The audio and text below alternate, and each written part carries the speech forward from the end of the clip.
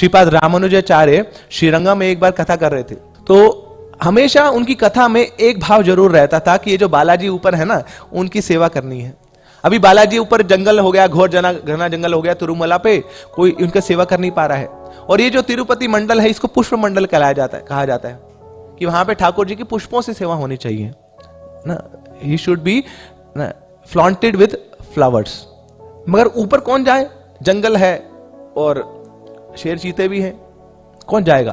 तो हर लेक्चर में कहीं ना कहीं बोलते थे अरे मेरे ठाकुर जी ऊपर बैठे हैं, उनकी सेवा कौन करेगा? मगर इस लेक्चर में उन्होंने बोल ही दिया, कौन है ना जो ठाकुर जी की ऊपर जाके सेवा करेगा? सन्यासी बैठे थे सब, कोई तैयार नहीं हुआ, सबके चेहरे झुके हुए हैं। पीछे एक गृहस्थ भक्त बैठे हैं, उनका नाम है अनंत अलवार। तो जैसे हमारे परंपरा में गोस्वामी होते हैं ना, ऐसी साउथ इंडिया में ये अलवार परंपरा होती है। तो उन्होंने हाथ खड़ा कर दिया, सारे सन्यासी पीछे मुड़ के देख, बोले ये जाएगा?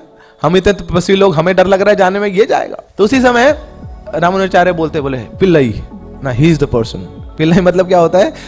The only male person in the community. बोले अकेला यही पुरुष है जो ठाकुर जी की सेवा के लिए तैयार है। तुम सब बड़े बड़े सन्यासी हो ना, तुम तैयार नहीं बैठे हो, तुम्हें डर लग रहा है। तो सीना चौड़ा हो गया रामानुजाचार्य का कि हाँ, एक व्यक्ति मिल गया जो मेरे ठाकुर जी की सेवा करेगा। तो बहुत खुश हुए।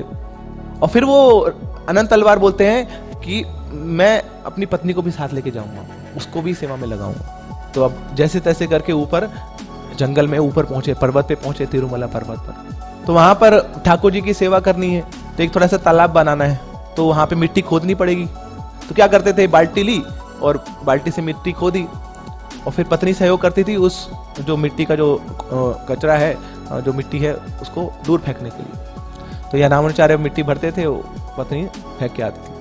अब ठाकुर जी को लगा कि अरे दो लोग हैं, सुबह से लेकर रात तक लगे रहते, इतने महीने बीत गए, इनको कितना कष्ट हो रहा होगा, कितनी पीड़ा हो रही होगी। और ये जो स्त्री है ना, स्त्री का तो वैसे ही बदन बड़ा नाजुक होता है, कैसे ये सेवा कर रहे हो? तो पहले रामानुजाचार्य के पास जाते हैं भगवान, एक छोटे से बालक के रूप में, बोले कैन आई हेल्प यू? तो उस समय ना वो हाथ में ना क्रोबार था रामानुजाचार्य के, ओ सॉरी अनंत तलवार के, और उठा के बोले मैं तुम्हें बताऊं, निकल जाओ यहाँ से। ये गुरु जी ने सेवा मुझे दी है और तुम मुझसे मेरी सेवा छीनना चाहते हो, ये मेरा परम धन है ना, मेरे धन को लूटना चाहते हो तुम, निकलो यहां से। भगा दिया उनको। तो एक्चुअली में सेवा ही परम धन है। गुरु की सेवा में बेशक कष्ट क्यों ना आ रहा हो ना, उस कष्ट को भी स्वीकार करना चाहिए। भक्तिविनोद ठाकुर बोलते हैं, तुम्हारे सेवाए दुख होइला सीते परम सुख, सेवा सुख दुख परम संपदा नाशाय अविद्या दुख। कि ठाकुर जी आपकी सेवा में चाहे सुख है चाहे दुख है, वो मेरी सबसे बड़ी सेवा है, सबसे बड़ा धन है। क्योंकि जब तक ये धन को प्राप्त करता रहता हूं, तब तक मुझे अविद्या का दर्शन नहीं करना पड़ता है। ये जो माया है, ये जो अविद्या है, बड़ी भारी पड़ती है ना। बेशक यहाँ पे कष्ट सहन कर लूंगा, मगर वो माया का दुख मैं सहन नहीं कर पाऊंगा। इसलिए प्रभुपाद जी बोलते हैं ना, spiritual life is difficult but material life is impossible. भौतिक जीवन तो असंभव है। तो भक्ति जीवन में बेशक थोड़ा सा कष्ट क्यों ना हो जाए, उसको स्वीकार करना चाहिए। ऐसे सुख पर धूली पड़े जो हरि का नाम भुलाए, बलिहारी उस दुख पर जो पल पल नाम जपाए, है ना। ऐसे दुख को जय जयकार करो जो भगवान का नाम पुनः पुनः याद करा रहा है। तो ऐसे ही अब अनंत तलवार ने उस दुख को, उस कष्ट को स्वीकार किया और बोले, ए बालक दोबारा से मत आइयो, ये गुरुजी ने मुझे सेवा दी है, मैं सेवा किसी को दूंगा नहीं। अब उसको लगा, भगवान जो बालक रूप में आए, तो उनको लगा कि चलो इसको रिझाते हैं। लेडी वो पेड़ के पीछे छिप गए, उस लेडी को बोलते इधर आओ। बोले देखो मैया, तुम्हें कितना कष्ट हो रहा है, तो मैं थोड़ा हाथ बटा देता हूँ तुम्हारा, कि थोड़ी सेवा मुझे दे दो, कि आधे रास्ते तुम फेंकना, आधे रास्ते मैं फेंकूंगा, आधा आधा मिल बांट के सेवा करते हैं। ठीक है, तो मान गई। अब क्या हुआ कि जब वो मान गई तो स्पीड थोड़ी तेज होगी। अभी बड़ी जल्दी उसको दे देती थी तो दौड़ के भाग के, अब अचिंत्य है भगवान तो इनको चलना थोड़ी है। तो वहां से पहुंच के गायब होके वहां फेंक के वापस आ गए, बाल्टी दे देते, तो स्पीड बड़ी तेज होगी। पहले 1x पे हो रही थी, अब 10x हो गई। अब अनंत तलवार को लगा, बोले कहां से कौन सी मूव चल रही है फास्ट फॉरवर्ड मोड पे। तो जान गए, बोले कोई तो है जो तुम्हें हेल्प कर रहा है। बोले नहीं कोई नहीं है, अकेले कर रहे हो। अरे झूठ मत बोलो, कोई तो है हेल्प कर रहा है तुम्हें। बोले हाँ, एक छोटा सा बच्चा है, वो हेल्प कर रहा है। बोले अच्छा, फिर पहले मेरे पास आया था, अब तुम्हारे पास है, अभी बताता उसको। तो हाथ में वही क्रोबार है ना, लंबा सा डंडा है, फरसा है, उसके ऊपर लोहे का कुछ लगा हुआ है। अब अनंत तलवार उसको लेके दौड़े उस लड़के के पीछे, भगवान के पीछे। वो लड़का चढ़ गया वट वृक्ष के ऊपर, अब बोले कि यार तो मार देगा मुझे, अब मैं क्या बोलूं कि मैं भगवान हूं, इस समय तो कोई सुनेगा मैं नहीं, है ना। अब तो पूरा रजोगुण में आ चुका है, किसको कैसे बताऊं मैं कि मैं ही तेरे सहयोग के लिए आया था। बोले नीचे उतरो, अभी बताता हूं तुम्हें।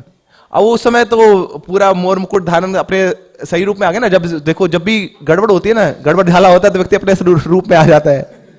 तो भगवान का मोर मुकुट सामने आ गया, वैजंती माला धारण सामने आ गई, पीताम्बरी वस्त्र सामने प्रस्तुत हो गए। अब भगवान बोल रहे जो लेना ले लो, मगर मेरी जान मुझे छोड़ दो, मुझे मारो मत। और सब कुछ फेंक दिया उसने, वो माना नहीं, अब गुस्सा चढ़ा हुआ है। तो यत तो ये कौनते पुरुषस्य विपश्चिता इंद्रियानि प्रमातीनि हरंती प्रसबम्मना। अब तो पूरा हरण हो चुका है ना पूरी चेतना का, केवल इसको तो जब तक इसको मारूंगा नहीं ना तब तक मैं रुक नहीं पाऊंगा।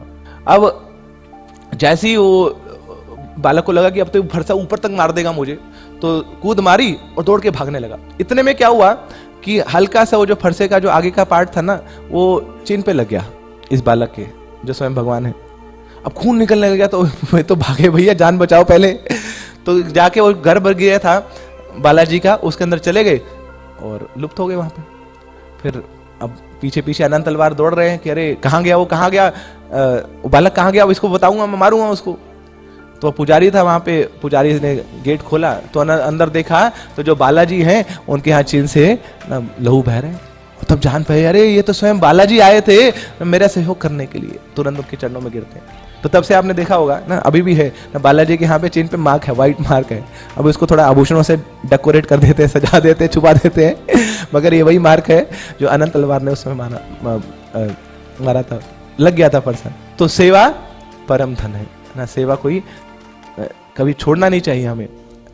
तो सेवा से ऐसी आसक्ति हमें हो जानी चाहिए।